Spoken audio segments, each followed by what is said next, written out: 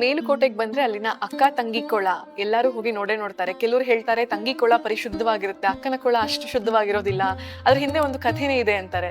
ಅಕ್ಕನ ಕೊಳ ಚಿಕ್ಕದಾಗಿದೆ, ತಂಗಿ ಕೊಳ ಸ್ವಲ್ಪ ದೊಡ್ಡದಾಗಿದೆ. ಚಲುವರಸ ಅಂತ ಮೈಸೂರಿನ ಅರಸ, ತಂದೆಯಾದವನು ತನ್ನ ಇಬ್ಬರು ಮಕ್ಕಳಿಗೂ ದುಡ್ಡನ್ನ ಕೊಟ್ಟ, ಧರ್ಮ ಕಾರ್ಯಕ್ಕೆ ಖರ್ಚು ಮಾಡ್ತಾನೆ.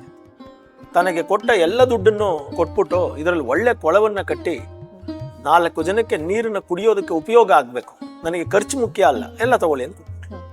ಅಕ್ಕ ಕೊಟ್ಟಿರುವ ದುಡ್ಡಲ್ಲೇ ಹಾಗೆ ಬರಬೇಕು, ಹೀಗೆ ಬರಬೇಕು, ಎಷ್ಟು ಉಳಿಸ್ಬೋದು, ಧರ್ಮ ಕಾರ್ಯವೂ ಆಗಬೇಕು ಅಂತ ಯೋಚನೆ ಮಾಡಿದ್ರಂತೆ. ಅಕ್ಕನ ಮನಸ್ಸಿನಲ್ಲಿ ಯಾವಾಗ ಕ್ಯಾಲ್ಕುಲೇಷನ್ ಬಂದ್ಬಿಡ್ತೋ ಆ ನೀರು ತನ್ನ ಕ್ಯಾಲ್ಕುಲೇಷನ್ ತರನೇ ಪರಿಶುದ್ಧತೆ ಕಳ್ಕೊಂಡ್ಬಿಡ್ತು.